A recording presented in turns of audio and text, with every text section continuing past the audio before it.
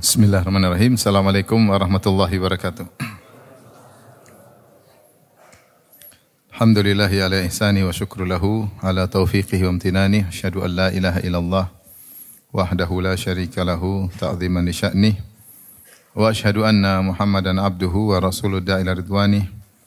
Allahumma salli alaihi wa ala alihi wa ashabihi wa ikhwani. Hadirin hadirat yang dirahmati oleh Subhanahu wa taala. Kita lanjutkan bahasan kita bab ke-154. Babu man asna ala sahibihi in kana aminan bihi. Bab seorang memuji sahabatnya jika dia merasa aman dengan sahabatnya tersebut, yaitu tidak khawatir sahabatnya terfitnah dengan ujian. Pada pembahasan yang sebelumnya telah kita bahas tentang bahayanya pujian, ya. Sebagaimana ada seorang memuji orang lain di hadapan Nabi sallallahu alaihi wasallam, maka Rasulullah SAW tegur, kata Rasulullah SAW, qata'tum unuqa sahibik atau sahibukum. Kalian telah memenggal leher saudara kalian, atau kalian telah mematahkan punggung saudara kalian.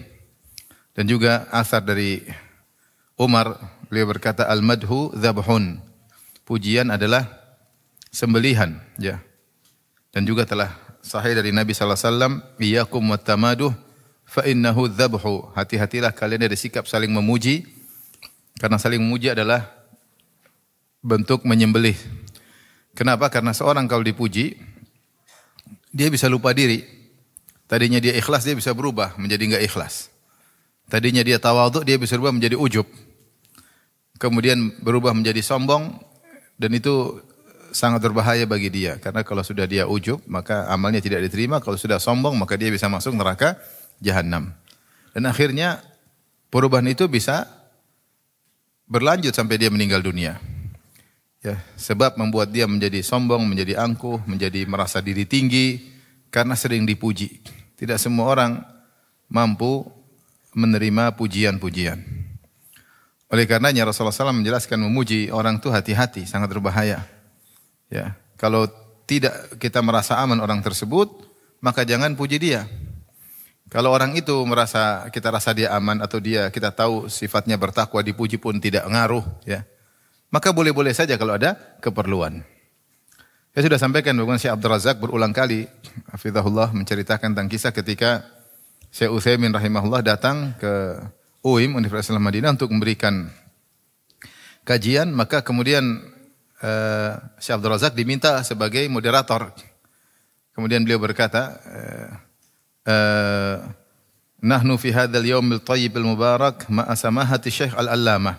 Kata Syekh Abdul Razak memberi muqaddimah, kata beliau, kita pada hari yang baik ini, yang penuh berkah, kita akan bersama dengan samahatu Syekh, yaitu Syekh yang mulia, Al-Allamah, orang yang sangat alim.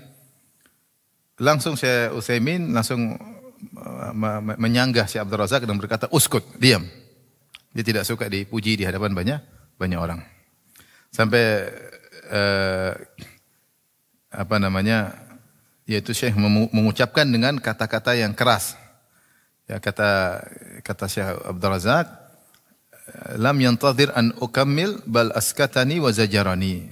Syekh tidak membiarkan aku melanjutkan pujianku, bahkan beliau mendiamkan aku, menyuruh aku diam, bahkan dengan kata-kata yang keras, ya, di hadapan mahasiswa waktu itu.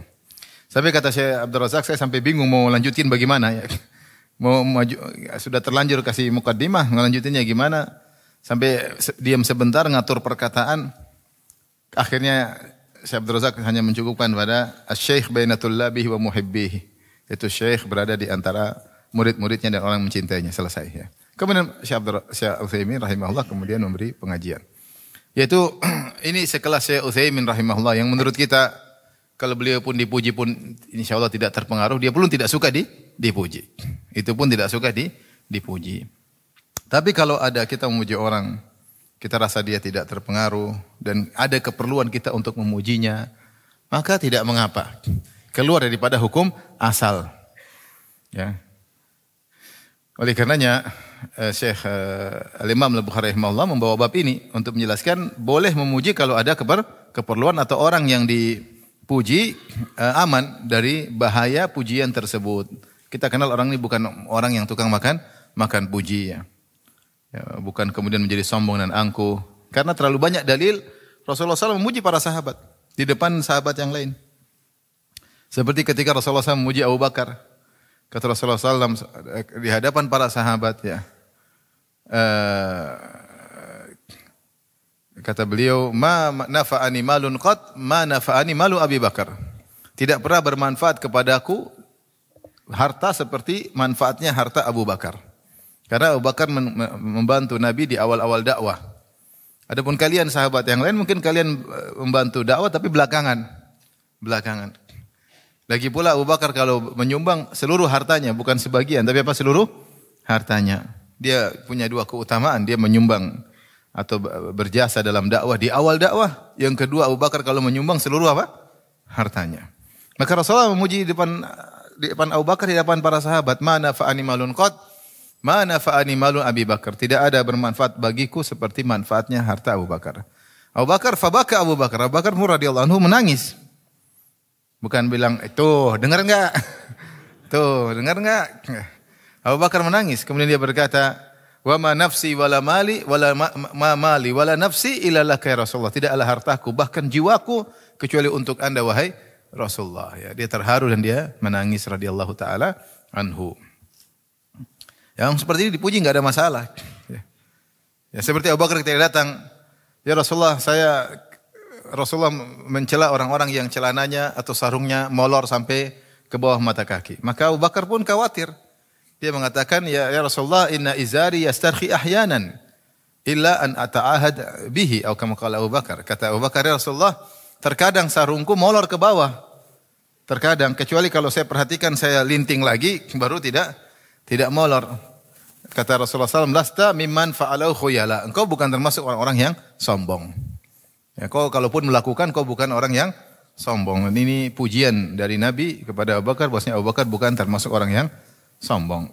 Dan banyak kalau ketika Abu Bakar ada berselisih dengan Umar, maka Rasulullah marah. Maka Rasulullah mengatakan, hal antum tariku li sahibi? Bisakah kalian karena aku kalian tidak ganggu sahabatku ini Abu Bakar? Kenapa ganggu sahabat ke Abu Bakar? Dia beriman ketika kalian masih kafir semuanya, dia sudah beriman. Yang lelaki pertama beriman siapa? Abu Bakar Siddiq. Dia beriman ketika masih kafir. Dia bantu aku ketika kalian tidak bantu aku. Ya. Hal antum tariku li sahibi? Bisakah kalian tidak ganggu kawanku ini demi aku? Kata perawi hadis, fama udhiya ba'da dzalik. Tidak ada yang berani ngorek-ngorek Abu Bakar setelah itu. Karena Rasulullah mengatakan, jangan ganggu dia demi aku. Ini Rasulullah puji Abu Bakar di hadapan para sahabat. Maka ini di antara hal yang mengkhususkan riwayat-riwayat yang melarang pujian. Ya. Apalagi tamaduh, saling muji-muji, ini ngeri sekali. Saling muji-muji itu ngeri. Kayaknya sudah kompak. Si A muji si B, B balas pujian A. Ini jadi semakin semakin marketingnya semakin mantap nih. Saling muji di antara mereka. Saling muji. Maka Rasulullah mengatakan tadi, iyyakum wattamaduh. Hati-hatilah kalian yang saling memuji. Bukan muji aja, saling memuji kadang-kadang. Fa innahu adzabhu, itulah penyembelihan. Itulah apa? Penyembelihan. Seorang terkadang dalam khayalan dia merasa dirinya lebih hebat daripada yang kenyataannya. Kenapa? Terlalu banyak orang yang memuji sehingga akhirnya dia menjadi ujub, akhirnya menjadi sombong. Maka kita masyhurkan hadis-hadis seperti ini agar tidak membiasakan diri untuk memuji dan juga tidak membiasakan untuk dipuji, dan juga mengingatkan kaum muslimin agar hati-hati, jangan suka muji-muji kecuali ada kemaslahatan, Ya.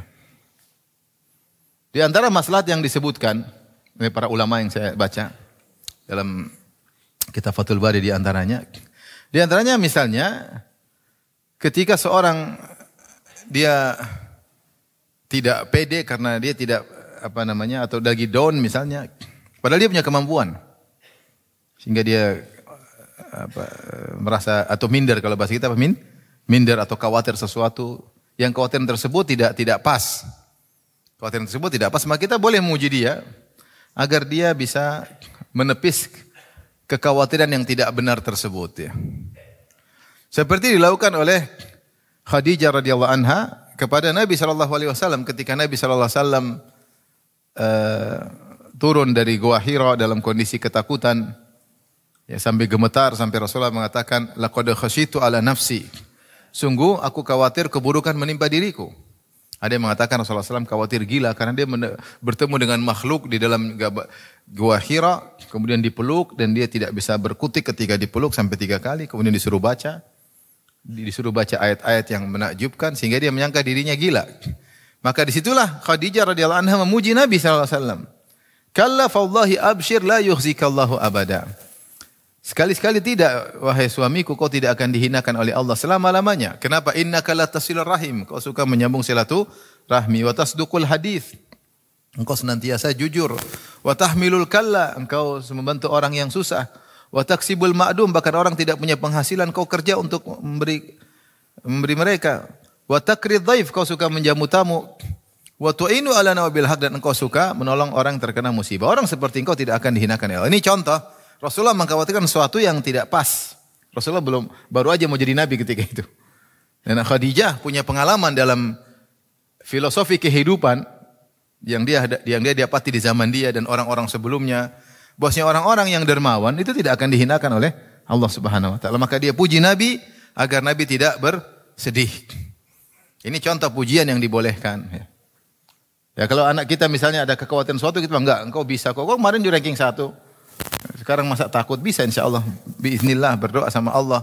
Kau mampu insyaAllah. Seperti kadang kita puji karena dia mengatakan sesuatu yang tidak perlu dikhawatirkan. Dia down lagi, down kita puji. Seperti ini puji ini tidak jadi masalah. Untuk motivasi dia.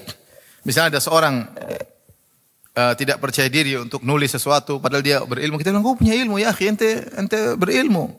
Kau udah lulus ini, kau punya syahadah, kau pernah menulis, kau ceramahmu bagus. Tulis ilmiah. Bermanfaat. Nah, memotivasi dia untuk apa? Menulis. Kau punya kemampuan. Seperti pujian ini, bukan buat dia untuk menjadi ujub atau sombong, tapi untuk menghilangkan kekhawatiran dirinya yang tidak pantas, harusnya dia tidak perlu dia khawatirkan, atau motivasi dia untuk melakukan sesuatu yang bermanfaat bagi dirinya atau umatnya. Bukan untuk jadikan dia apa? Sombong. Jadi masalah sekarang anak-anak kita puji tapi lama-lama jadi sombong. Ya, hati-hati dalam ujian juga hati-hati. Ya. Kita harus pertimbangkan jangan sampai dia merasa dirinya hebat sehingga akhirnya dia sombong. Harus kita jadi perlu pertimbangan dalam memuji. Ini salah satu maslahat kita boleh memuji. Di antara salah satu maslahat kita boleh memuji untuk mengingatkan orang tentang keutamaan orang ini. Ada orang lain enggak kenal dia siapa, maka kita puji dia. Ini si fulan, begini dia, ini Masya Allah dia yang begini, dia yang begini. Ya. Alhamdulillah dia yang ini, dia yang begini. Jadi orang biar tahu siapa dia sehingga tidak salah bersikap berhadapan dengan orang ini. Tentunya dengan syarat tadi selama orang ini aman dari pujian. Kalau dia kemudian jadi sombong atau ujub, jangan. Mending dia tidak dikenal daripada dikenal kemudian jadi sombong dan ujub. Kita membinasakan dia, membuat dia bisa terjerumus dalam neraka jahanam. Kalian telah memenggal kepalanya, kata Nabi SAW, kalian telah mematahkan punggungnya. At-tamaduh adzabuh, saling memuji adalah menyembelih. Ini kata-kata keras dari Nabi, mengerikan. Jadi semua masalah kaitan hati. Karena ujub sombong itu ngeri. Dalam syariat itu sangat ngeri. Kata Rasulullah SAW, man la yadkhul jannata man kana fi qalbihi mithqalu dzarratin min kibr. Tidak masuk surga orang dalam hatinya ada kesombongan meskipun seringan dzarrah. Sedikit aja dia masuk surga. Kata Nabi dalam meriwayatkan hadis qudsi, qala Allah azza wa jalla, Allah berfirman, al-'azamatu izari wal kibriya uridai faman naza'ani fi wahidin minhuma qadhaftuhu finnar. Keagungan adalah selendangku, kebesaran adalah sarungku. Siapa yang coba-coba ngusik salah satu dari keduanya, mengusikku, ingin menyaingiku, ikut-ikutan sombong, ikut-ikutan merasa besar, qadhaftuhu finnar, aku lempar dia di neraka jahanam. Maka tepatlah sabda Nabi, kau telah mematahkan punggungnya. Karena orang bisa jadi sombong dan angkuh. Makanya kalau disebutkan dalam sebuah buku, kalau ada misalnya ulama ceramah, kemudian dia bilang sama muridnya, gimana ceramah saya tadi? Bilang aja biasa-biasa aja. Ada ustaz ceramah berkobar-kobar sampai orang semua terpukau. Gimana tadi khutbah Jumat? Biasa aja ustaz, biasa-biasa aja. Jangan bilang Ustaz, Masya Allah Ustaz, Masya Allah Ustaz. Masya Allah luar biasa. Saya nggak pernah dengar khutbah seperti ini. Ya memang khutbah begini baru ini judulnya. Maksudnya, ini Ustaz jadi kepala besar. Akhirnya kita binasakan dia dan betapa banyak orang-orang penjilat-penjilat yang ada mencari keuntungan di balik jilatannya tersebut. Banyak orang seperti itu. Karena hati-hati ya. Kita mencelakakan Ustaz gara-gara kita puji berlebihan sehingga dia merasa dirinya hebat luar biasa padahal biasa-biasa saja. Padahal biasa-biasa saja. Taib. Al-Imam Al-Bukhari rahimahullah membawakan hadis. Qala hadatsana Muhammad qala rahimahullah qala hadatsana Muhammad qala hadatsana Abdul Aziz bin Abdullah qala hadatsani Abdul Aziz bin Abi Hazim an Suhail an abihi an Abi Hurairah radhiyallahu anhu anna Nabi sallallahu alaihi wasallam qala Ni'mar rajulu Abu Bakar. Dari sini Rasulullah memuji Abu Bakar. Kata Rasulullah sebaik-baik lelaki adalah Abu Bakar. Kemudian Rasulullah puji lagi yang lain. Wa ni'mar rajulu Umar. Sebaik-baik lelaki adalah Umar. Jadi masing-masing punya kelebihan sisi-sisi yang dimiliki oleh satunya tidak dimiliki oleh yang lain. Ni'mar rajulu Abu Ubaidah. Sebaik-baik lelaki adalah Abu Ubaidah ibn al-Jarrah radhiyallahu taala anhu. Ni'mar rajulu Usaid bin Hudhair. Usaid bin Hudhair. Sebaik-baik lelaki adalah Usaid bin Hudhair. Ansari. Ni'mar rajulu Thabit bin Qais bin Syammas. Sebaik-baik lelaki adalah Thabit bin Qais bin Syammas. Ini dijamin masuk surga oleh Nabi sallallahu alaihi wasallam. Wa ni'mar rajulu Mu'adz ibnu Amr ibn al-Jamuh. Sebaik-baik lelaki adalah Mu'adz bin Amr bin al-Jamuh. Ini anaknya sahabat Amr bin Jamuh. Amr bin Jamuh ini sahabat yang dia ketika meninggal di perang Uhud, ketika dia sudah tua dan dia pincang, Rasulullah SAW memberi dia uzur untuk tidak perang Uhud. Tapi dia mendengar siapa yang mati dalam perang mati syahid, masuk surga. Maka dia pun datang kepada Nabi. Jadi baik dia mati syahid. Dia berkata, ya Rasulullah, kalau saya perang dan saya mati, apakah saya akan menginjakkan kakiku yang pincang ini di surga? Kata Nabi, ya. Dan kau akan injakkan kakimu dalam kaki normal, tidak lagi pincang. Maka dia masuk dalam peperangan kemudian meninggal dunia.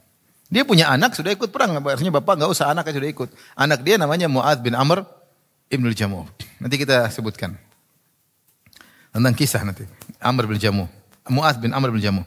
Kemudian ni'mar rajulu Mu'adz bin Jabal. Sebaik-baik lelaki adalah siapa? Mu'adz bin Jabal. Ya. A'lamu as-sahaba bil halal wal haram, orang yang paling ngeri tentang halal dan haram adalah Mu'adz bin Jabal. Dia yang meriwayatkan hadis al halalu bayyin wal haramu bayyin wa bainahuma umurun musyabihat. Kata Nabi sallallahu alaihi wasallam, yang halal jelas, yang haram jelas, di antara keduanya adalah perkara-perkara yang syubhat. Yang Nabi mengirim Mu'adz bin Jabal untuk berdakwah di Yaman. Berdakwah lama, subhanallah, radhiyallahu taala, meninggalkan kota Madinah demi untuk dakwah. Ya Rasulullah mengatakan, innaka ta'ti qauman ahla kitab. Kau akan mendakwahi kaum ahlul kitab, yaitu harus punya silah, punya senjata, punya ilmu untuk berdiskusi dengan mereka. Setelah itu Rasulullah SAW berkata, qala wa bi'sar rajulu fulan, seburuk-buruk lelaki si fulan. Rasulullah sebut nama. Wa bi'sar rajulu fulan, seburuk-buruk lelaki si fulan, hatta adda sab'ah, sampai Rasulullah sebut 7 orang-orang yang lelaki yang buruk. Tapi ini diantaranya yang mau kita sampaikan di sini, sisi pendalilannya, bahwasanya Rasulullah SAW memuji beberapa sahabat langsung dengan menyebut nama. Dan riwayat-riwayat menyebutkan Rasulullah memuji mereka di hadapan mereka langsung. Kalaupun tidak di hadapan mereka langsung, maka akan sampai berita itu kepada para sahabat yang dipuji tersebut. Seperti Abu Bakar, Rasulullah SAW terkadang memuji langsung di depan Abu Bakar, terkadang Rasulullah SAW memuji di belakang, tapi akan sampai kepada siapa? Abu Bakar As-Siddiq radhiyallahu taala anhu.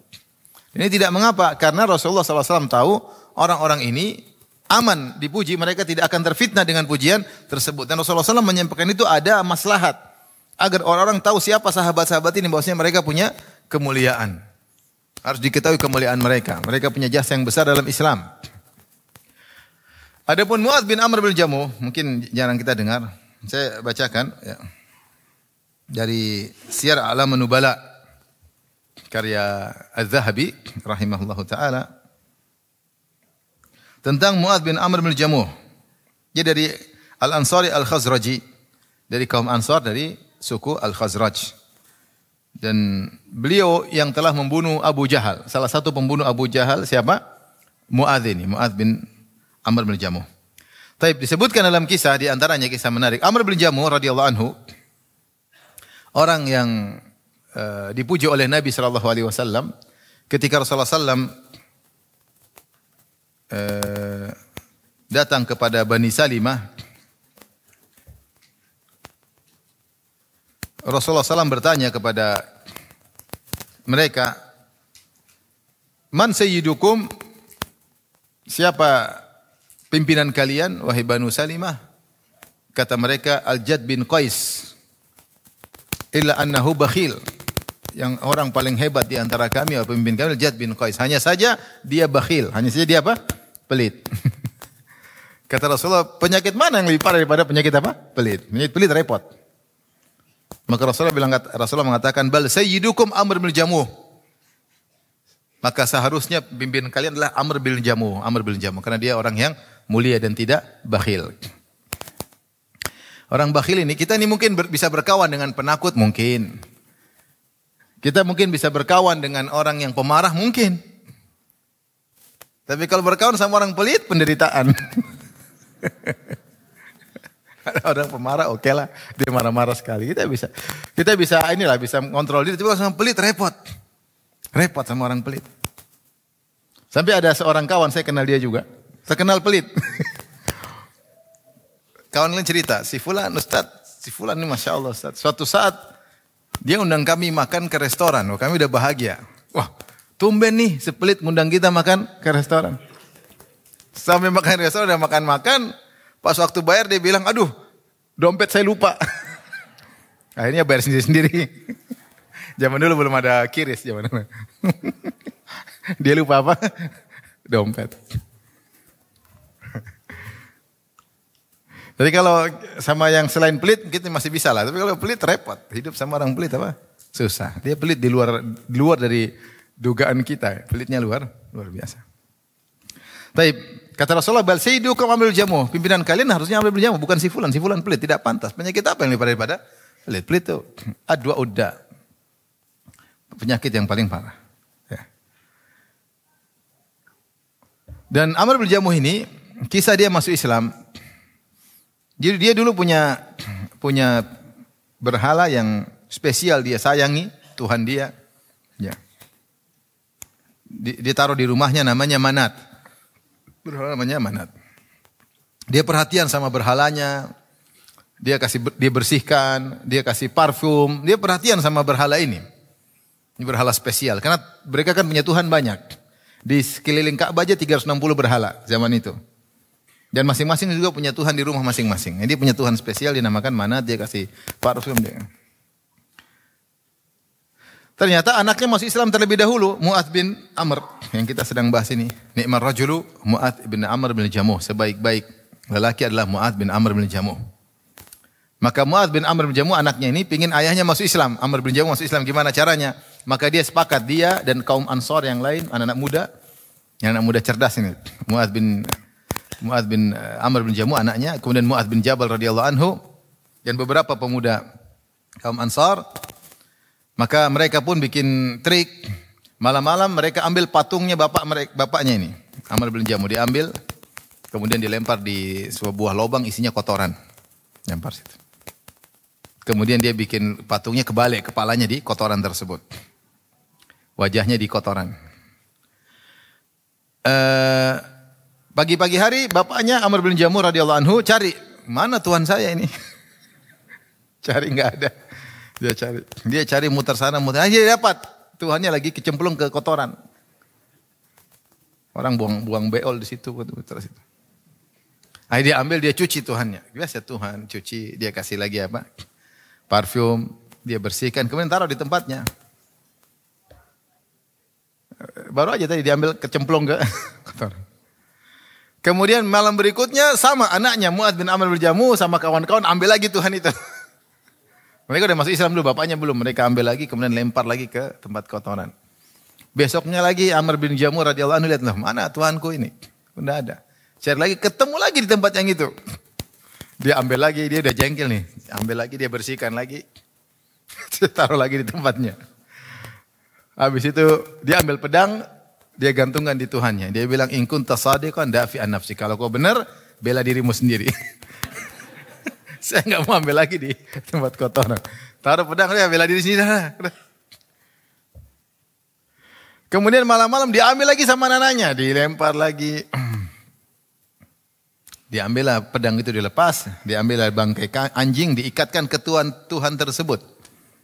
Kemudian dilemparkan seperti biasa di tempat kotoran.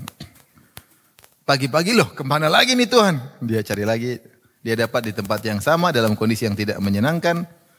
Maka akhirnya dia masuk Islam. Orang masuk Islam kadang-kadang gara-gara hal apa? Sepele. Ya. Saya pernah cerita ada kawan yang dia masuk Islam, dia cerita. Sebab dia masuk Islam, sebab temannya masuk Islam. Gara-gara temannya lagi nyetop bis di depan pabrik pembuatan Tuhan. Ada outlet gitu Tuhan bikin Tuhan, orang mahat. Dan dia penyembah berhala. Dia stop bis nggak datang, dia balik ngeliat. Itu orang bikin Tuhan kurang ajar, ada Tuhan setengah jadi diinjak gini. Kata dia meskipun setengah jadi jangan begitu dong katanya. Meskipun Tuhannya belum apa? Belum jadi. Akhirnya dia mikir, iya. Tuhan dibikin sendiri, diinjak-injak, kemudian kita sembah. Akhirnya dia berubah, masuk Islam. Gara-gara hal sepele. Ada seorang juga sering keluar di YouTube, terkenal, bicara tentang bahasa Arab. Dia cerita bahwa dia sempat murtad. Dia masuk Islam gara-gara apa? Masuk Islam gara-gara dia dimimpikan oleh Allah Subhanahu wa taala. Kemudian terjadi. Jadi dia jadinya ateis, bukan murtad, ateis, tidak percaya sama Tuhan. Tapi sebenarnya Allah ingin kebaikan bagi dia. Beberapa kali dia mimpi jadi, Sampai terakhir dia mimpi bapakmu sakit, dia bangun. Terus dia pergi di jalan, tahu-tahu pas ketemu kakaknya atau adiknya sedang bawa bapaknya ke rumah sakit. Ketemu di jalan, mau kemana? Bapak sakit lah. Iya, ini kita mau bawa bapak ke rumah sakit. Dia bilang enggak mungkin ini semua terjadi dengan kebetulan. Pasti ada Tuhan di balik ini semua. Kembali lagi masuk Islam.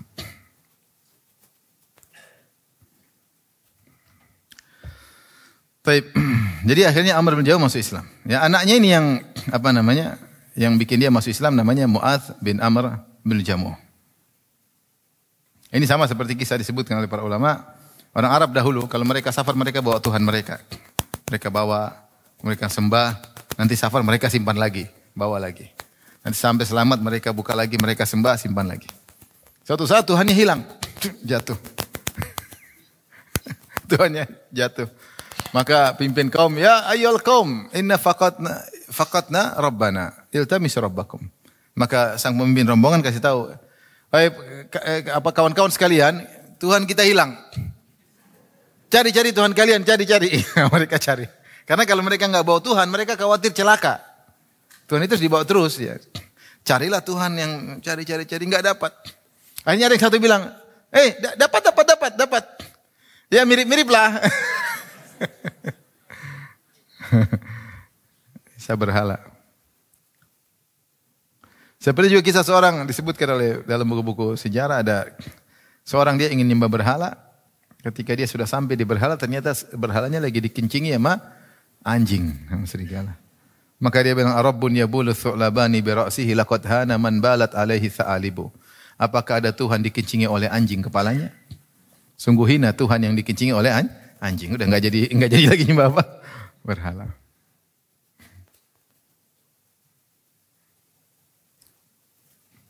Ada yang bikin berhala besar, kemudian mau dikeluarin sinar dari sini. Di berhala udah jadi, berhala besar sekali.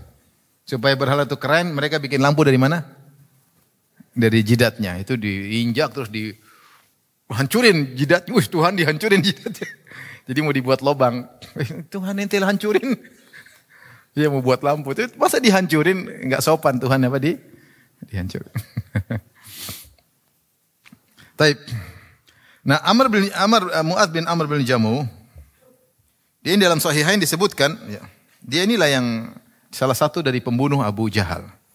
Disebutkan kisahnya ma'ruf ketika dari Abdurrahman bin Auf radhiyallahu anhu, ya, beliau berkata, inilah waqifun yauma Badr fi saf. Ketika perang Badar, aku berdiri di saf. Fanadhartu, aku melihat pasukan fa idza ana baina gulamaini minal ansar hadithatun asnanuhuma atau hadithatin asnanuhuma. Tiba-tiba Di samping kanan kiriku ada anak muda. Masih muda, remaja. Kemudian salah satunya negur aku. Ya ammi, ata'rifu Abu Jahal? Om, tahu enggak Abu Jahal yang mana? Qultu na'am, saya tahu Abu Jahal. Wa ma hajatuka? Apa keperluanmu sama Abu Jahal? Ukhbirtu annahu yasubbu Rasulullah sallallahu alaihi wasallam. Aku dengar dia memaki Nabi sallallahu alaihi wasallam. Walai nafsi biyadihi in ra'aitu la yufarriqu sawadi sawadahu hatta yamutal ajalu minna. Demi Allah kalau saya ketemu dia saya akan nempel dia dan saya tidak akan lepas kecuali salah satu dari kami meninggal dunia. Subhanallah. Kata Abdurrahman bin Auf, fata'ajabtu lidzalik. Ini anak muda luar biasa. Fagamazanil akhar, yang samping satunya juga tanya, Om, Abu Jahal yang mana? Itu. Saya tahu. Kenapa? Emang kenapa? Ya. In nadhartu saya akan bunuh dia. Pokoknya saya akan nempelin dia. Yang mati saya atau dia. Saya enggak akan pisah kecuali salah satu dari kami akan siapa yang mati duluan. Falan anshab an nadhartu ila Abi Jahal wa huwa yajulu fin nas. Tiba-tiba di depan saya lewat Abu Jahal. Lagi berkeliling, dikawal dengan kawal luar biasa. Maka aku berkata kepada mereka berdua anak muda ini, ala taroyani. Lihat tuh. Itu yang kalian cari itu. Bos Abu Jahal. Qala fabtadarahu bisayfihi hatta qatala. Mereka cabut menuju Abu Jahal sehingga mereka berdua bunuh Abu Jahal. Setelah mereka berdua bunuh, mereka datang kepada Nabi. Kami telah bunuh Abu Jahal. Kata Rasulullah SAW, siapa yang bunuh di antara kalian berdua? Ya. Mereka bilang kami semua. Saya bunuh. Kata Rasulullah SAW, bahkan kalian berdua telah menghapus bekas darah di pedang kalian berdua. Kata mereka berdua tidak. Rasulullah melihat kedua pedangnya masih ada darahnya. Kata Rasulullah SAW, kilakuma qatalahu. Kalian berdua telah membunuh Abu Jahal. Ya. Dua orang tersebut adalah Mu'adz bin Amr bin Jamuh dan Mu'adz bin Afra. Dua pemuda tersebut, salah satunya siapa? Mu'adz bin Amr bin Jamuh. Bahkan kata Az-Zahabi, saya bacakan kisah berikutnya tentang bagaimana cara dia bunuh Abu Jahal. Yang kata Rasulullah tadi dalam hadis kita, ni'mar rajulu Mu'adz bin Amr bin Jamuh. Sebaik-baik lelaki adalah Mu'adz bin Amr bin Jamuh. Kata Mu'adz bin Amr, dan ini luar biasa kata dia, ja'altu Abu Jahlin yauma Badrin min sya'ni. Aku fokus ketika perang Badar ingin bunuh Abu Jahal. Pokoknya saya harus bunuh Abu Jahal, anak muda tadi. Ya, akhirnya dia ketemu siapa tadi? Abdurrahman bin Auf. Akhirnya ditunjukkan. Falamma amkanani, ketika saya akhirnya mampu ketemu dengan Abu Jahal, hamiltu alaihi fadarabtuhu. Saya pun hantam pedang, kemudian saya potong dia, faqata'tu qadamahu binisfi saqihi. Maka saya penggal kakinya setengah betisnya saya tebas. Putuslah betisnya akibat pedangku. Wa darabani ibnuhu Ikrimah ibnu Abi Jahal ala atiqi. Dia tahu-tahu anaknya Ikrimah itu masuk Islam. Ketika itu masih kafir, Ikrimah bin Abi Jahal, nanti masuk Islam. Ketika setelah Fatu Makkah dan kemudian menjadi mujahid dan akhirnya meninggal dalam kondisi syahid. Kalau enggak salah dalam perang Yarmuk. Maka Ikrimah pun lihat aku potong kaki bapaknya, dia pun hantam aku, akhirnya kena pundakku. Fataraha yadi wa baqiyat mu'allaqatan bi jildatin bi jambi. Dia potong, akhirnya tanganku lepas, tangan kiri mungkin lepas, sampai tanganku gantung. Masih terikat dengan kulit. Jadi lepas tapi belum tidak putus. Masih nempel karena ada kulit yang menahannya. Wa ajhani anhal qital, sehingga membuat aku susah untuk perang. Faqataltu amata yaumi, dan tetap saya perang meskipun tangan saya tarik-tarik. Wa inni la ashabuha khalfi. Sementara saya masih tarik-tarik tangan saya di belakang. Di tangan kirinya kena, dia tangan masih perang. Falamma adatni, tatkala tanganku semakin buat aku sakit, wada'tu qadami 'alaiha thumma tamattu 'alaiha hatta tarahtuha. Kemudian karena sakit saya injak kaki tangan saya, kemudian saya tarik sampai lepas. Subhanallah. Sangar atau tidak? Sangar. Tapi apa kata Az-Zahabi? Hadhihi wallahi asyaja'ah. Inilah demi Allah, jago itu seperti ini. Inilah pemberani yang sesungguhnya. La ka'akhar, bukan seperti yang lainnya. Jadi subhanallah, inilah kisah Amr ibn Mu'adz bin Amr bin Al-Jamuh yang Rasulullah SAW puji dia. Baik, kita lanjutkan. Jadi intinya kalau pujian tersebut tidak memfitnah orang yang dipuji maka tidak jadi masalah. Selama ada maslahat. Hadis berikutnya Imam Bukhari berkata qala hadatsana Muhammad qala hadatsana Ibrahim qala hadatsana Muhammad ibnu Fulaih qala hadatsana Abi an Abdullah bin Abdurrahman an Abi Yunus maula Aisyah anna Aisyah qalat radhiyallahu anha ista'dzana rajulun ala Rasulullah sallallahu kata Aisyah radhiyallahu anha ada seorang minta izin ingin ketemu Nabi itu assalamualaikum faqala Rasulullah sallallahu bersabda kepada Aisyah bi'sa binul ashirah ini orang paling buruk di keluarganya paling buruk di kabilahnya. Sebelum dia masuk, Rasulullah bilang ke Aisyah, ya Aisyah ini orang paling buruk di keluarganya. Bi'sa binul ashirah. Falamma dakhala hasyalahu an basata ilaihi. Tatkala orang itu masuk, Rasulullah sallam riang, kemudian senyum sama orang tersebut. Falamma kharaja ar-rajul ista'dzana akhar. Ketika orang itu pergi, datang lagi orang yang minta izin. Kata Rasulullah sallam, ni'ma binul ashirah. Ini orang paling baik di keluarganya. Falamma dakhala ketika orang yang baik ini masuk, lam yanbasit ilaika man basata ila akhar. Ternyata Rasulullah SAW tidak semeringah ketika seperti ketemu dengan yang pertama yang tadi orang buruk. Walam yahisya ilaihi kama hasya lil akhar. Tidak gembira seperti orang pertama. Falamma kharaja qultu ketika orang kedua keluar aku bertanya ya Rasulullah. Qulta li fulanin ma qulta thumma hasyata ilaihi. Tadi orang pertama kau bilang dia orang buruk di keluarganya, tapi kau sama dia senyum-senyum. Wa qulta li fulanin ma qulta wa lam araka sana'ta mithlahu. Sementara orang kedua kau bilang dia orang buruk, tapi ketika yang kedua orang baik, paling baik di keluarganya, tapi waktu ketemu engkau tidak semeringah atau tidak senyum-senyum seperti orang pertama. Tentu Rasulullah ada maslahat. Ada maslahat yang dilakukan. Tapi Rasulullah komentar yang pertama kata Rasulullah SAW, ya Aisyah, inna min syarrin nasi manuttuqiya li fuhshihi. Ya Aisyah, orang yang paling buruk adalah orang yang dijauhi karena kata-katanya yang buruk. Perkataan yang kotor, kalau dijauhi gara-gara itu ini orang paling buruk di sisi Allah Subhanahu wa taala. Taib, di sini Rasulullah SAW melakukan namanya al-mudarat. Ada dua hal. Satu namanya al-mudarat, satu namanya al-mudahanah. Yaitu basa-basi. Kalau bahasa kita apa? Basa-basi. Al-mudarat yaitu kita basa-basi. Kita menggugurkan sebagian hak duniawi kita demi kemaslahatan. Itu namanya al-mudarat. Ya. Sama orang jahat kita baik ya. Kita senyum supaya ya, mungkin kita selamat dari dia atau supaya dia menjadi lebih baik. Ya. Atau intinya kita meninggalkan sebagian hak kita. Kita punya hak untuk marah tapi kita enggak jadi marah misalnya. Demi kemaslahatan. Ya. Namanya mudarat. Ini tidak jadi masalah, bahkan perlu dalam dakwah. Basa-basi terhadap orang dalam dakwah, selama kita tidak menjatuhkan atau menumbalkan agama. Seperti misalnya kita berdakwah, depan kita ada orang. Saya kadang dakwah ada keluarga, merokok depan saya. Saya sampai, saya tahan aja, saya nggak mungkin bahas rokok. Saya bahas yang lain dulu ya. Saya tahan. Ya, sebenarnya kan saya bisa marah, cuma saya tahan. Saya bahas yang lain ya, supaya dia ngerti yang perkara lain meskipun dia merokok ya. Tapi saya tidak bilang rokok itu halal, enggak.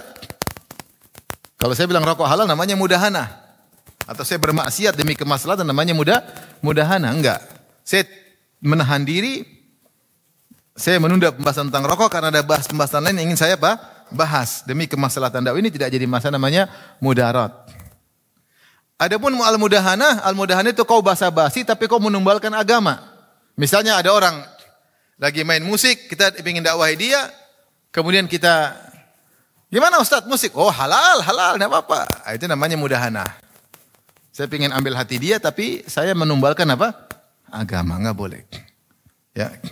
Atau kemudian coba saya juga bisa main kok sini. Kau main lagu apa? Saya lebih jago dari kau. Ini seperti lebih parah lagi seperti ini. Atau kemudian kita mau dakwah masuk ke diskotik ikut joget sama orang-orang di diskotik. Ikut kepalanya ikut goyang. Ya ini namanya kita menumbalkan agama meskipun alasan dengan maslahat yang baik, namanya mudahana, enggak boleh. Mudahana enggak boleh. Atau kita sedang mendakwai orang Nasrani, kemudian kita ingin ambil hati dia, kemudian dia bilang, "Bukankah yang diajarkan oleh bahwasanya Tuhan itu 3 baik, Tuhan ada 3 itu baik?" Terus kita bilang, "Ya baik juga lah, enggak boleh." Itu berarti kita mudahana. Kita harus tegas. Oh enggak benar. Yang benar yang tauhid lah. Meskipun kita senyum, kita ramah. Maka tidak boleh kita membuat kesan bahwasanya mereka juga benar, nggak boleh. Saya dapati di sebagian YouTube, saya pernah nonton channel, sebagian ustadz diundang di hadapan para pendeta, kemudian dia bicara dengan mudahana seakan-akan para pendeta tersebut di atas kebenaran. Ini nggak boleh. Kita bisa berbahasa basi dengan cara yang lain, tanpa harus mengesankan mereka di atas apa? Kebenaran. Ini namanya mudahana. Sehingga kita mengorbankan tauhid seakan-akan kita benar, kalian juga benar dari sisi tauhid dan syirik, nggak boleh. Namanya mudahana. Tapi kalau mudarat boleh. Mudarat seperti Rasulullah lakukan terhadap orang ini. Orang ini Rasulullah SAW mengatakan, Bi'sa ibnul Ashira, ini orang paling buruk di kaumnya. Tapi ketika Nabi ketemu, Nabi senyum-senyum. Ya, itu tidak jadi masalah karena ada maslahat. Karena ada masalah namanya mudarat, al-mudarat. Adapun mudahana tidak boleh ya. Seperti contoh misalnya Rasulullah ketika bayangkan ya. Rasulullah begitu pandai dalam menghadapi istri-istrinya, dia praktisi poligami terbaik ya. Tetapi ketika istrinya melakukan kesalahan, dia tidak mudahana. Seperti apa? Seperti ketika Aisyah yang cerita sendiri, dia cerita tentang kesalahan dia sebagai pelajaran bagi kita. Kalau dia tidak cerita, kita nggak tahu kesalahan dia. Tapi ini karena amanah ilmiah, Aisyah cerita dia pernah salah. Dia pernah berkata kepada Sofiyah, karena Aisyah cemburu, kata Rasulullah SAW, kata Aisyah radhiyallahu anha, innaha qasirah. Sofiyah pendek. Maka Rasulullah marah ketika itu. Laqad qulti kalimatan la muzijat bima'il bahri lamazajathu. Wahai Aisyah, engkau telah mengucapkan satu kalimat ghibah, kalimat yang buruk, kalau dicampur dengan air laut akan merubah air laut tersebut. Rasulullah tidak mengatakan, ya memang pendek, enggak apa-apa, enggak. Untuk menyenangkan Aisyah tidak. Jadi ada saatnya mudarat, tapi tidak boleh mudahana. Seakan-akan membenarkan kesalahan, melegalkan kesalahan, atau menumbalkan agama demi menyenangkan orang lain, itu enggak boleh. Enggak boleh. Ustaz, rokok halal enggak? Nantilah kita bahas. Tapi jangan bilang, iya halal, enggak boleh. Tapi kalau bilang nanti itu gampang. Bahas yang lain dulu. Itu tidak mudahana, namanya mudarat. Tapi kalau kita ingin cari perhatian dia, bolehlah, nanti aja. Nah, itu namanya kita menghalalkan yang haram. Ini tidak boleh, ini tidak boleh. Maka hati-hati dengan mudahana. Basa-basi boleh, tapi mudarat. Tetap agama dijaga, tidak boleh melegalkan yang tidak benar, ya, atau menyalahkan yang sudah benar. Maka tidak boleh.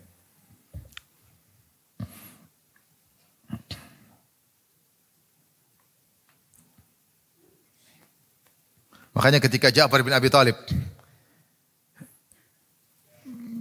pergi bersama para sahabat berhijrah ke negeri Habasyah karena mereka dilindungi oleh Raja Najasyi yang adil. Maka datang Amr bin As yang masih kafir ketika itu, provokator. Ketika dia berusaha memprovokasi An-Najasyi agar mengusir para kaum muslimin dari negeri Habasyah untuk kembali ke Mekah. Dia cari cara dalam cerita yang panjang, akhirnya tidak berhasil. Akhirnya dia punya cara terakhir. Maka dia bilang, wahai ya ayyuhal malik, wahai raja, innahum yaquluna fi Isa qawlan aziman. Sungguhnya Ja'far bin Abi Thalib dan kawan-kawannya telah berucap tentang Tuhan kalian Isa dengan perkataan yang dahsyat yang mengerikan.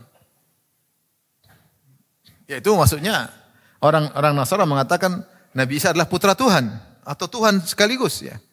Sementara kaum muslimin mengatakan bukan Tuhan, tapi hanya sekedar apa? Nabi. Jadi dia Amr bin As provokasi supaya Najasyi marah karena Tuhannya diganggu, kemudian mengusir kaum muslimin. Akhirnya dipanggillah Ja'far bin Abi Thalib. Ja'far bin Abi Thalib kemudian rapat.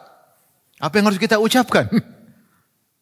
Memudahana atau mudarat? Gimana sekarang nggak bisa kabur ditanya. Bagaimana menurut kalian tentang Isa? Repot.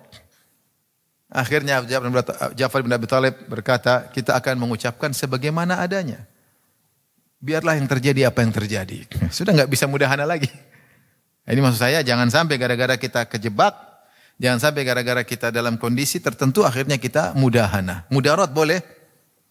Mudahana akhirnya kita membenarkan yang salah atau menyalahkan yang benar ya. Seperti orang datang sama saya, Ustaz Wahabi parah ya. Saya enggak bilang, iya parah, enggak apa-apa. Supaya ambil hati dia, enggak. Emang Wahabi maksud kamu Wahabi apa? Tanya dulu Wahabi apa maksudnya. Kalau dia bilang Wahabi, Syekh Abdul Wahab, oh enggak, Syekh Abdul Wahab memang ya. Kita enggak boleh gara-gara ingin cari hati manusia kemudian kita nyalakan apa? Syekh Muhammad bin Abdul Wahab rahimahullah, enggak boleh. Sebagian orang karena dia takut dicaci maki, dia bilang saya bukan Wahabi, padahal dia dulu kakek moyangnya mengaku diri sebagai apa? Wahabi. Enggak boleh. Seakan-akan kita mencela Syekh Muhammad bin Abdul Wahab. Syekh Abdul Wahab punya jasa besar bagi kita. Mengenalkan kepada tauhid dengan detail luar biasa. Kemudian kita, oh enggak. Tanya, maksud kamu Muhammad bin Wahab yang mana maksudnya? Kalau Wahabi maksudnya yang Khawarij ya kita bukan. Tapi maksud kamu kalau ada Wahabi maksudnya nisbah kepada Syekh Muhammad bin Abdul Wahab, pendiri kerajaan Arab Saudi, maka kita bilang kita cinta orang tersebut. Kita hormat sama orang tersebut karena dia ulama, dia punya sama kita.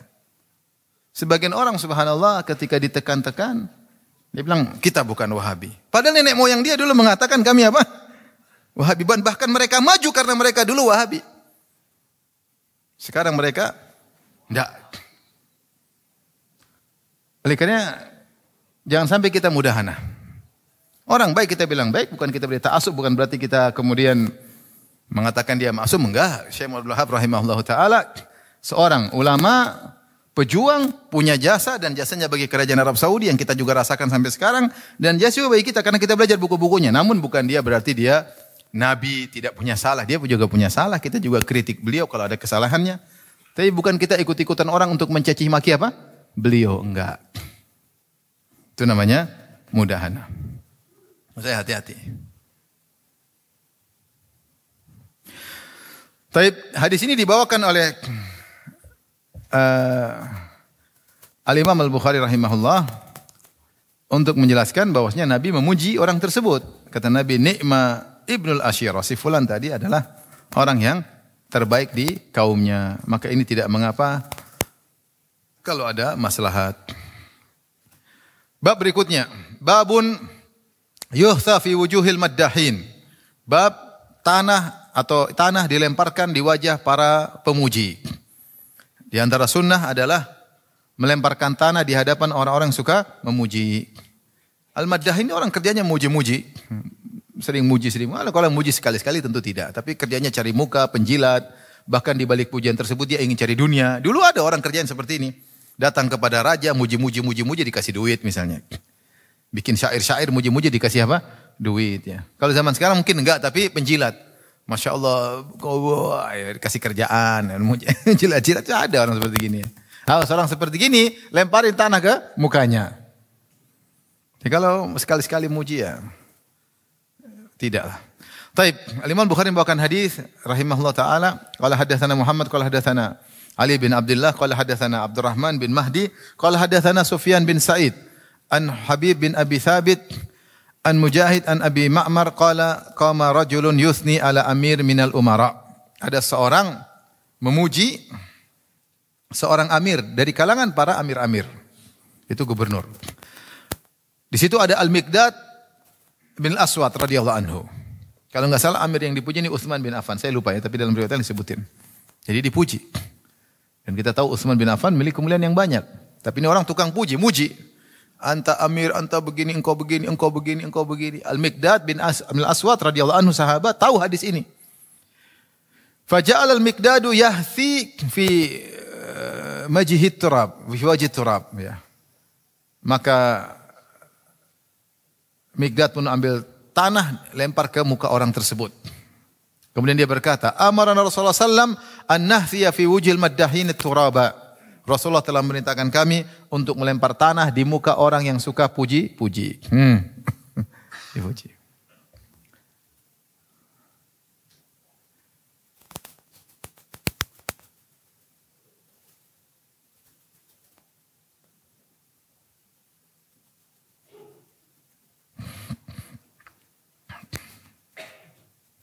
Riwayat yang mirip, Imam Bukhari membawakan hadis berikutnya. Qala hadatsana Muhammad qala hadatsana Musa bin Ismail qala hadatsana Hammad an Ali bin Al-Hakam an Atha bin Abi Rabah anna rajulan kana yamdahu rajulan inda Ibnu Umar. Ada seorang muji orang lain di sisi Ibnu Umar. Fajal Ibnu Umar yahthu turaban nahwa fihi. Maka Ibnu Umar melempar tanah ke arah mulutnya. Wa qala, kemudian Ibnu Umar berkata, qala Rasulullah sallallahu alaihi wasallam bersabda, "Idza ra'aitumul maddahin fahthu ala wujuhimut turab." Kalau kalian melihat orang tukang puji-puji, lemparkanlah tanah ke wajah mereka. Ya. Dan ini adalah wasiat Nabi sallallahu alaihi wasallam. Para ulama khilaf tentang apa makna melempar tanah ke wajah orang tukang puji-puji. Kata Ibnu Hajar rahimahullah, walil ulama fi khamsatu aqwal, ada 5 pendapat. Pendapat yang pertama adalah sesuai dengan zahirnya. Ini dilakukan oleh Al-Miqdad, dilakukan juga oleh Ibnu Umar. Benar-benar dilemparkan tanah ke wajah tukang puji-puji tersebut. Yang kedua, maksudnya adalah al-khaybah wal hirman. Ya, dengan kita katakan maksudnya bukan lempar tanah, tapi maksudnya ini hanya sekedar kinayah. Maksudnya kau muji-muji saya, kau enggak dapat apa-apa. Tuh ambil tanah tuh kalau kau mau. Adapun duit saya enggak akan kasih. Jabatan enggak, muji-muji enggak ada jabatan. Ya, enggak ada puji-pujian, dia ada keperluan. Maka maksudnya tidak dapat apa-apa.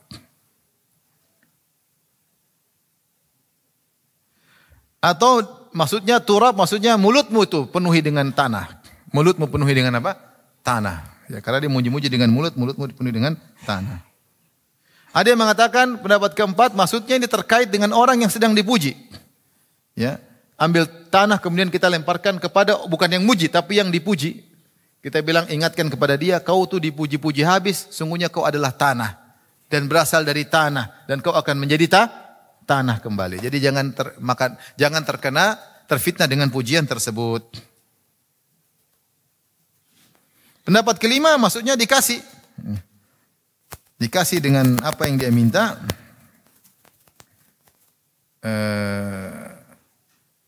Untuk menghinakan dia. Nih ambillah. Kau pingin duit kan? Nih. Muji berhenti puji-puji. Ini ambil duit nih. Karena untuk menghina dia. Karena dia muji-muji karena ingin cari apa? Sesuatu. Ya. Udah kasih aja. Kasih dana pergi. Nah, seperti itu. Ini 5 pendapat. Pendapat mana yang lebih benar? Wallahu a'lam bishawab. Pendapat pertama. Sesuai dengan zahirnya. Karena itu dipraktekkan oleh sahabat Al-Miqdad bin Al-Aswad. Dan dipraktikkan oleh Ibnu Umar radhiyallahu anhum ajma'in. Ketika melihat ada orang muji-muji, lemparkan tanah. Dan itu faedah. Banyak faedah dengan tanah tersebut. Ya, bahwasanya ya, mengingatkan kepada orang yang dipuji bahwasanya dia terbuat dari apa? Tanah. Atau mengingatkan orang yang muji, yang kau puji ini hanya dari tanah. Jangan berlebihan dalam memuji. Ya. Atau untuk mengingatkan mulutmu enaknya dimasukin tanah karena kau merusak saudaramu, karena kau muji-muji dia bisa merusak dia. Bagusnya mulutmu dimasukin apa? Tanah. Wallahu a'lam bishawab, tapi intinya bahwasanya ya, adapun yang mentakwil maksudnya rugi kau, jangan dikasih apa-apa sehingga dia merasa rugi dengan pujian-pujiannya, dia ingin memuji, menjilat tapi dia tidak mendapatkan apa-apa. Mereka takwil sebagaimana dalam hadis Rasulullah SAW mengatakan, "Idza ja'aka yatlubu samanal kalbi famla' kaffahu turaban." Kalau ada orang jual anjing, terus dia minta uang beli anjing tersebut, maka jangan kasih duit, kasih aja tanah. Karena anjing tidak dijual belikan. Nih, kasih tanah. Seperti juga Rasulullah SAW, walil akhiri hajarun. Bagi orang yang berzina, dia tidak dapat anak yang dinisbahkan kepada dia, meskipun anak tersebut secara gen adalah keturunan dia, secara biologis anak dia, tapi karena hasil zina, maka dia tidak dinisbahkan anak tersebut kepada dia. Kata Nabi, walil akhiri hajarun. Bagi pezina cuma dikasih batu. Bukan dikasih batu betulan. Maksudnya dia tidak dapat apa-apa. Ini yang menjadikan sebenarnya mentakwil makna hadis ini. Tapi yang benar, zahirnya bahwasanya orang kalau tukang puji-puji berlebihan, kita lemparkan tanah di depan apa? Mukanya ya. Di depan mukanya, bukan dimasukin ke wajahnya. Depan dia. Biar dia lihat tanah di hadapannya. Dan ini menunjukkan bagaimana bahayanya pujian-pujian karena bisa merusak jiwa seseorang. Ya. Maka Rasulullah suruh ingatkan dengan melempar tanah dan dipraktikkan oleh para sahabat. Tapi hadis terakhir pada pembahasan kita kali ini, Imam Bukhari berkata, qala hadatsana Muhammad, qala hadatsana Musa, qala hadatsana Abu Awana an Abi Bishr, an Abdullah bin Syaqiq, an Raja bin Abi Raja, an Mihjan al-Aslami, qala Raja, aqbaltu ma'a Mihjan zata yaumin. Kata Raja, aku datang bersama Mihjan suatu hari. Hatta tahina ila masjidi ahli Basrah. Sampai kami tiba di masjid ahli Basrah, itu di Basrah. Fa idza Mihjan ini sahabat radhiyallahu anhu, Mihjan al-Aslami radhiyallahu anhu. Kata Roja tabi'in, saya berjalan bersama Mihjan sampai di Masjid Ahlul Basrah. Fa idza Buraidatu al-Aslamiyyu ala babin min abwabil masjid jalisun. Tiba-tiba ada sahabat lain namanya Buraidah al-Aslami. Dia sedang duduk di salah satu pintu masjid. Qala wa kana fil masjid rajulun yuqalu lahu Sakbah yutilus shalah. Dan di masjid ada seorang imam namanya Sakbah dan dia salatnya panjang. Falamma intahina ila babil masjid wa 'alaiha burdah. Tatkala kami tiba di masjid dan situ ada sahabat Burdah, wa kana Buraidah sahibu mizahat, dan Buraidah orang suka canda sama teman-temannya, dia suka mizah. Maka dia bercanda, dia bilang, "Ya Mihjan." Wahai Mihjan, dia tanya sahabat yang lain, Mihjan al-Aslami. Atusalli kama yusalli Sakbah? Kau kalau jadi imam seperti si Sakbah ya? Maksudnya imam lama. Falam yarudda alai Mihjan. Dia bercanda dan Mihjan tidak jawab. Waraja'a. Qala Mihjan inna Rasulullah sallallahu alaihi wasallam akhadha biyadi. Kemudian Mihjan bercerita sebagai jawaban. Artinya orang ini solatnya panjang. Kau solat kayak dia enggak? Tentunya ini bentuk ingkaran. Karena Nabi tidak solat seperti orang yang terlalu lama. Makanya Buraidah candain siapa? Mihjan. Karena mereka berdua sahabat. Mereka tahu gimana solatnya siapa? Nabi. Kalau jadi imam enggak mungkin lama-lama. Nabi lama kalau di rumah sendiri. Tapi kalau jadi imam beliau tidak lama-lama. Makanya dia candain Mihjan. Dia bilang, kamu solat, engkau solat seperti dia ya? Si Sabkah. Tapi Mihjan tidak jawab. Kemudian dia cerita sebagai bentuk jawaban. Dia berkata, Inna Rasulullah SAW akhadha biyadi. Sungguhnya Rasulullah SAW pernah memegang tanganku membawa pergi aku. Fantolakna namshi hatta sa'atna Uhudan. Kami pun berjalan sampai kami naik gunung Uhud. Dan ada sahabat-sahabat yang pernah diajak Nabi naik ke gunung Uhud. Di antaranya ini, Mihjan. Ini Abu Bakar, Umar, Utsman. Ya.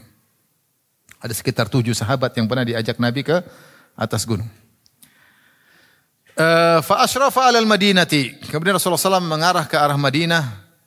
Di atas gunung Uhud Rasulullah ke arah Madinah. Rasulullah berkata, Wailu ummiha min qaryatin yatrukuha ahluha ka'amar ma takun ya'tiha ad-dajjal fayajidu ala kulli babin min abwabiha malakan fala yadkhuluha.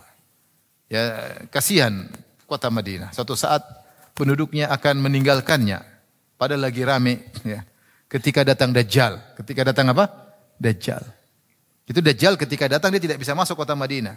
Fayajidu ala kulli babin min abwabiha malakan. Setiap masuk ke setiap pintu Madinah ada malaikat yang menjaga. Fala yadkhuluha. Maka dia tidak bisa masuk. Tapi orang-orang pada keluar ketemu Dajjal.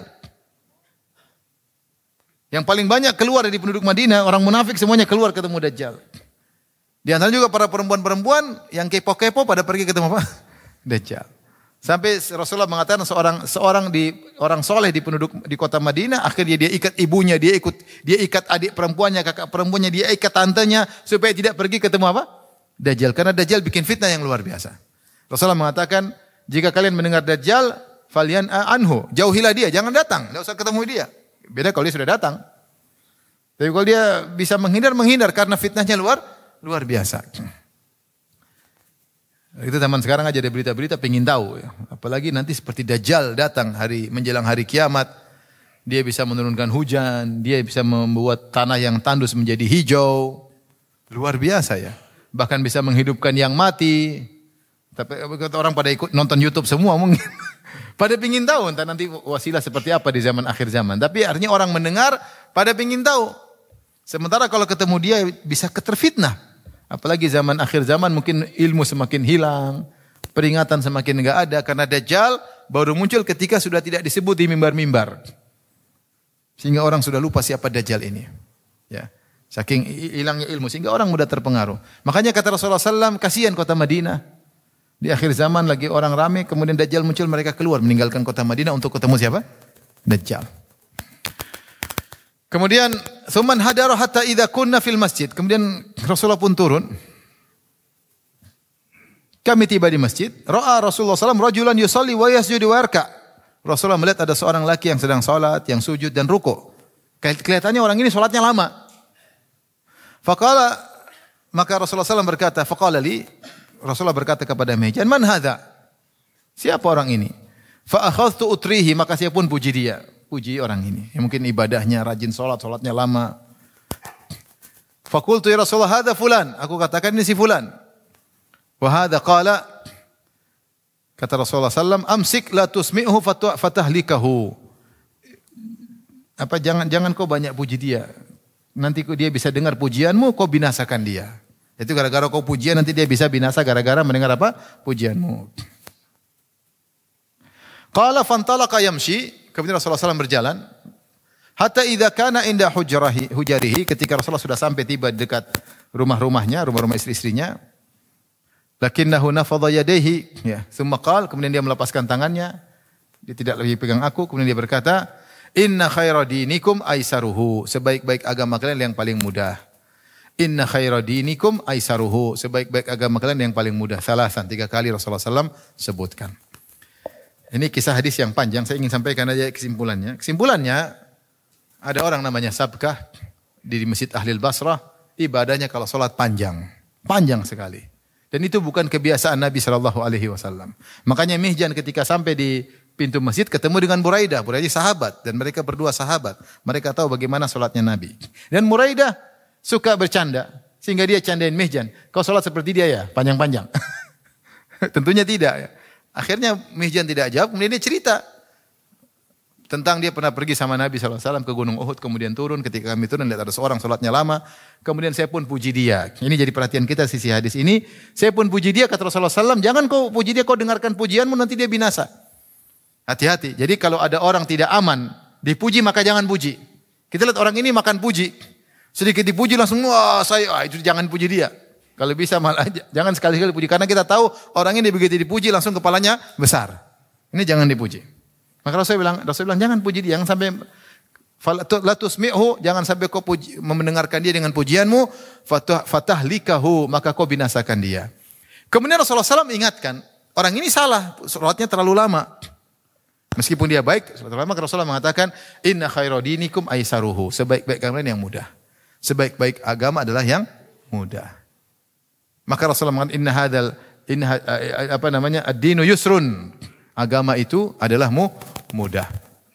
Ini peringatan bagi kepada kita, agama tidak bermaksud menjadikan kita susah, tetapi kesusahan itu ada 2. Kesusahan yang tidak bisa kita tinggalkan karena dia terkait dengan ibadah tersebut, seperti bangun malam ya ada susahnya, melawan rasa kantuk.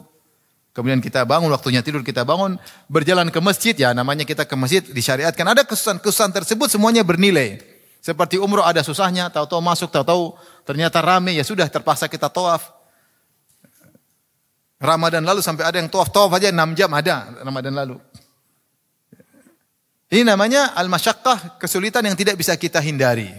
Inilah yang kata Nabi SAW, ajruki ala qadri nasabik. Pahalamu sesuai dengan kadar kesulitanmu. Paham?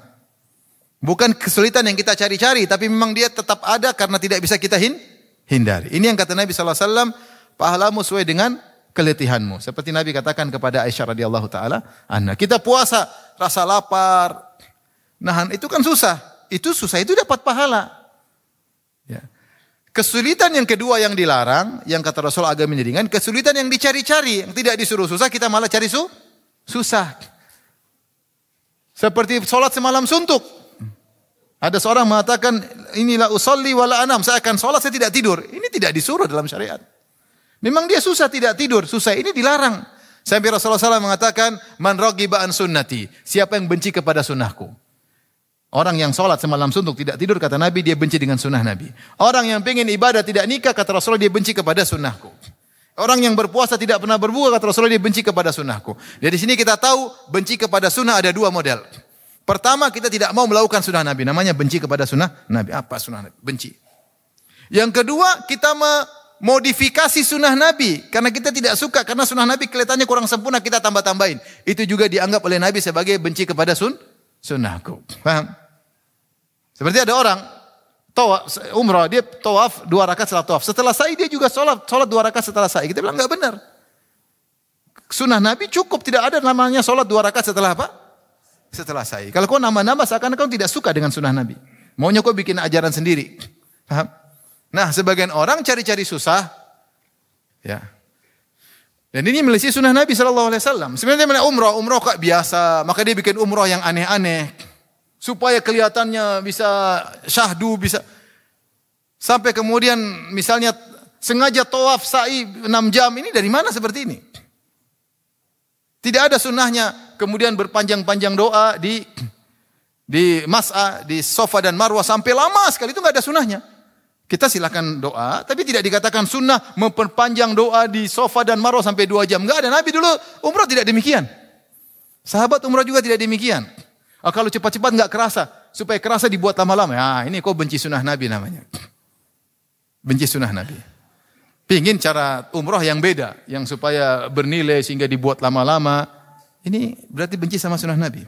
Saya berusaha mencari pendapat tentang sunnahnya berpanjang-panjang doa. Tidak ada pendapat itu. Kalau dikatakan boleh saja. Sesekali seorang ingin panjang doa, boleh.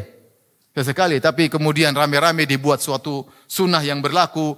Kalau doa harus panjang-panjang. Ini tidak ada sunnahnya. Yang ada dalam buku Syiah. Buku Syiah tulis di antara sunnah adalah berpanjang doa di Safa dan Marwah. Ini tidak cocok dengan apa? Sunnah. Ini disebut juga benci dengan sunnah Nabi SAW. Ya. Ada sebagian orang sengaja ingin jalan. Ya. Jalan. Mau haji tidak mau naik kendaraan, mau jalan terus jalan. Ada anak kecil, ada orang tua. Rasulullah tidak suruh engkau seperti ini, enggak. Beda kalau ternyata kasusnya tidak ada mobil, tidak ada fasilitas, mobil macet ya jalan. Kalau sengaja ada mobil enggak mau pakai mobil, kemudian jalan susah jauh-jauh, ini enggak benar. Seperti ada seorang sahabiat yang dia bernazar untuk berhaji berjalan. Maka Rasulullah SAW mengatakan, Inna Allah la ghaniyun an ta'dhibi ukhtika nafsaha. Sungguhnya Allah suruh dia naik kendaraan.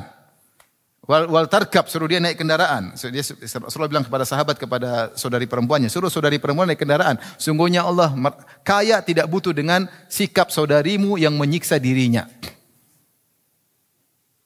Maksud saya, kadang-kadang seorang supaya suasana lebih dia rubah-rubah sunnah Nabi SAW. Dibuat susah-susah, dibuat berat, padahal enggak berat, enggak seperti itu. Itu berarti dia enggak suka sama sunnah Nabi. Seperti orang tadi sholat sama langsung enggak mau tidur, ini benci sama sunnah Nabi. Lain halnya dia enggak bisa tidur. Habis minum kopi double espresso, 3 gelas, ya sudah daripada dia bengong dia sholat lain cerita. Sama seperti seorang misalnya di Muzdalifah, sunnahnya tidur, sunnah Nabi tidur. Kalau bisa tidur dapat pahala, dia enggak bisa tidur. Ternyata ada asap kendaraan. Bolehkah dia sholat? Boleh saja, enggak ada masalah. Tapi jangan dikatakan sebagai sunnah. Ya. Seseorang mungkin lagi pengen banyak masalah, kemudian dia pengen berdoa di Safa Marwah, dia panjangkan, boleh. Tapi bukan dikatakan sunnah. Tapi dibuat suatu aturan baku. Kalau Safa Marwah harus sampai berjam-jam, ini dari mana sunnah seperti ini? Lihat bagaimana kisah Nabi ketika beliau berhaji. Beliau pergi ini, kemudian balik dalam waktu yang singkat. Bukan bersengaja lama-lama, ya, apalagi sengaja. Sampai ada sebagian mereka jalan kaki, dari hotel ke Mina jalan kaki, dari sini jalan kaki. Begitu pergi ke Muzdalifah, naik kendaraan macet. Justru kadang yang paling penting itu ya, yang kalau bisa malah justru kalau takut macet jalan kaki aja ke Muzdalifah. Yang dari hotel ke Mina ngapain jalan kaki? Rasulullah aja naik apa kendaraan. Mau saya jangan sampai seorang gara-gara merasa kalau seperti ini kurang pas, kemudian dia rubah-rubah agama. Seperti juga ada seorang sampai nekat berfatwa, boleh perempuan iktikaf di rumah. Mungkin dia pikir dengan ada perempuan kumpul iktikaf di rumah, dia bisa bikin program supaya bermanfaat bagi perempuan. Tapi ini menyelisih sunnah, itu namanya benci sama sunnah Nabi. Tidak ada iktikaf di rumah, paham? Oh maslahat banyak Ustaz dengan perempuan kumpul di rumah, kasih program, mereka bisa kumpul bareng-bareng, mungkin bisa nangis, bisa apa. Sunnah Nabi sudah ada, jangan melewati sunnah apa? Nabi. Itulah namanya bid'ah. Tidak cocok dengan sunnah yang Nabi ajarkan, kemudian rubah-rubah supaya lebih cocok. Menurut dia, metodenya lebih bagus daripada metode Nabi SAW. Ini tersebut benci kepada sunnah Nabi SAW. Karena ada orang seperti itu. Ini rusak seperti ini. Rubah-rubah agama. Karena kurangnya ilmu sehingga kemudian membuat metode-metode yang kemudian supaya menyenangkan. Sampai ada orang juga ceramah supaya dibuat ceramahnya indah, ada seperti dramatisnya. Datangkan hadis-hadis palsu. Benar jamaah menangis tapi hadis palsu. Jangan ya akhi. Ada cara metode banyak buat orang sunnah, di agama, tidak harus rubah sunnah, tidak harus rubah ajaran Rasulullah sallallahu alaihi wasallam. Ini kata Rasulullah sallam, "Inna khaira dinikum aisaruhu." Sebaik-baik agama kalian yang paling mudah. Jangan cari-cari susah. Kalau susah yang tidak bisa kita hindari itu berpahala. Tapi kalau yang tidak susah kita bikin susah, itu namanya bahlul. Itu ini merubah agama Nabi sallallahu alaihi wasallam. Demikian wabillahi taufiq hidayah. Assalamualaikum warahmatullahi wabarakatuh.